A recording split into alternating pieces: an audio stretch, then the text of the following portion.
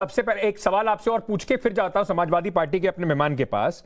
आपने पश्चिम बंगाल का पूरा चुनाव देखा, उसमें किस तरीके से हर फेज के बाद कोरोना में क्या गति पकड़ी थी वो सबको पता है, आपको भी पता है। छठे फेज से पहले 22 अप्रैल को प्रधानमंत्री जी ने फाइनली कहा कि मैं अपनी रैलीज कैंसिल कर रहा हूं। छठे फेज से पहले 6 फेज का चुनाव था, उससे पहले 5 फेज हो गए थे और उसके बाद हमने देखा कि देश में किस तरीके से दूसरी लहर आई। मैं फिर आपसे पूछना चाहता हूं, गाइडलाइंस हैं रात की कर्फ्यू की, शादी ब्याह में 200 लोगों के जाने की, दिल्ली में तो खैर 20 लोगों की है, उत्तर प्रदेश में 200 लोगों की है, स्कूल बंद कर दिए, कॉलेज बंद कर दिए। कोरोना सिर्फ वहीं आएगा, पॉलिटिकल रैलीज में नहीं आएगा। नहीं, देखिए पश्चिम बंगाल का आपने उदाहरण लिया, अच्छी बात है। बिहार का उदाहरण लीजिए ना, बिहार का चुनाव तो पहला ऐसा चुनाव था। हम बिहार से आते हैं और बिहार में देखा था कि किस प्रकार कोविड मैनेजमेंट हुआ था। तो क्या आप चुनावों को रैंसम कर देंगे क्या? मतलब मैं यहाँ पे इलेक्शन कमीशन का प्रवक्ता नहीं हूँ, हाँ। लेकिन एक पॉलिटिकली एक्टिव सिटीजन होने के नाते, एक सक्रिय नागरिक होने के नाते मैं आपसे पूछना चाहता हूँ हाँ। कि पूरे विश्व में हमारा सबसे बड़ा सॉफ्ट पावर क्या है अंकित जी? हमारी डेमोक्रेसी। और डेमोक्रेसी बिना चुनाव के संभव है क्या?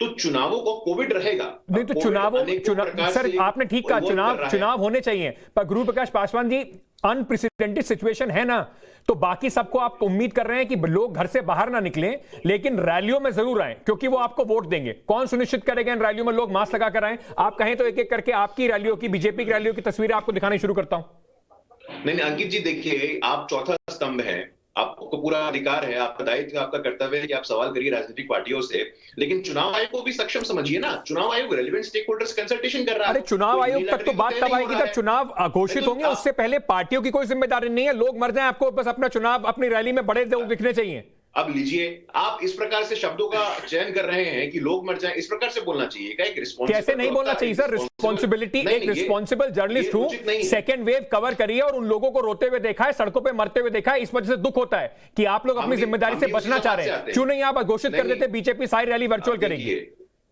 देखिए, अब मुझे बोलने का मौका दीजिए अंकित भाई। पूरे देश में ये दंश था, पूरे विश्व में ये दंश था, आपने भी झेला, हमने भी झेला, और मैं आपकी रिस्पॉन्सिबिलिटी में टिप्पणी नहीं कर रहा था, लेकिन ये समझना है कि चुनाव आयोग एक स्वायत्त स्वतंत्र भारतीय जनता पार्टी तो सारी टोपी बीजेपी चुनाव आयोग में ट्रांसफर करेगी, उन्हीं की जिम्मेदारी बनती है। लेकिन आपके नेता जो हैं अखिलेश यादव जी, वो तो कह रहे हैं उत्तर प्रदेश में तो कोरोना है ही नहीं, आपकी रैलियों में कोरोना आएगा ही नहीं, चाहे उनके घर के अंदर कोरोना घुस जाए लेकिन रैली में नहीं आएगा। तो कुछ रिस्पॉन्सिबिलिटी आपकी भी है या आप भी इस तरह से जिम्मेदारी से बचेंगे जैसे बीजेपी बच रही है?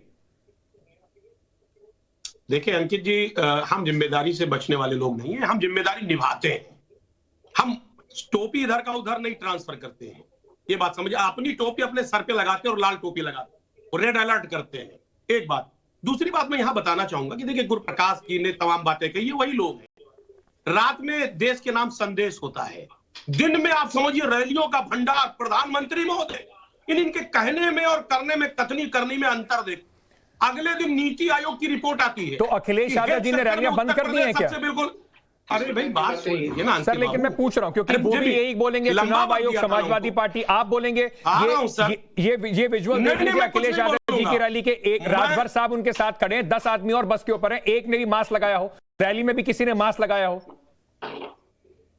अरे अंकित जी, मुझे मौका दे सर। मास्क लगाना तो बहुत इंपॉर्टेंट है, बिल्कुल प्रिकॉशन लेना चाहिए, मैं उसमें कोई खंडन थोड़ी कर रहा हूं। मैं कह रहा हूं कि जो बीजेपी के जो चुनावी एम्बेसडर है माननीय मोदी जी, पूरे देश में चुनाव होता रहता, घूम घूम करके चुनाव प्रचार करते हैं, उत्तर प्रदेश में भी चुनाव प्रचार करने आए, उस दौरान उनके लिए ओमिक्रॉन का कोई मतलब नहीं है। मैं दूसरी बात कहना चाह रहा हूं, ये बताइए, दूसरा वेव आपने कवर किया और बिल्कुल आपने ठीक कहा, लाशें दफनाई नहीं जा सकी, ढका गया है, गंगा में बहा है, 800 का ऑक्सीजन 80,000 में बिका है। हाँ। लेकिन उस पर, उस इंफ्रास्ट्रक्चर पर, अरे अंकित जी ऐसे नहीं काम बंद हो गया, पूरी बात दे। उस इंफ्रास्ट्रक्चर पर क्या काम हुआ? सरकार कितना गंभीर है? उत्तर प्रदेश में सरकार किसकी है? केंद्र में सरकार किसकी है?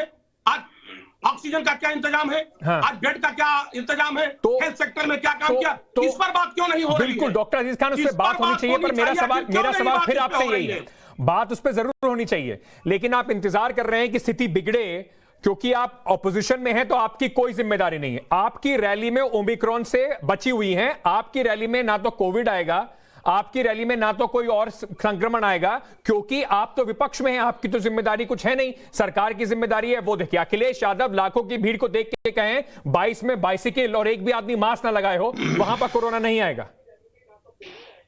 अरे भाई, प्रधानमंत्री जी को इस्तीफा दे देना चाहिए, रूल रेगुलेशन कौन बनाएगा? उत्तर प्रदेश में सीएम साहब को इस्तीफा दे देना चाहिए। हाँ। भाई कोई प्रोटोकॉल होता है, कोई नार्म होता है, मतलब अगर आपकी नार्म लेकिन होता कोई है तो जिम्मेदारी समाजवादी नहीं है। पार्टी उसे फॉलो करेगी। पर आपकी सर, जिम्मेदारी मुझे नहीं मौका है। दें।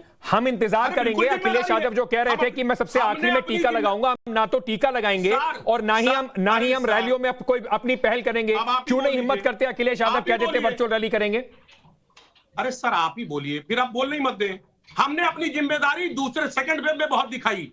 समाजवादी पार्टी के लोग ही मदद कर रहे थे और ये तो पश्चिम बंगाल भाग गए थे यहाँ अनाज छोड़ करके उत्तर प्रदेश की जनता को। हाँ। यहाँ लोग मरते रहे, पर यहाँ के मुख्यमंत्री महोदय ने हालचाल तक नहीं लिया। बहुत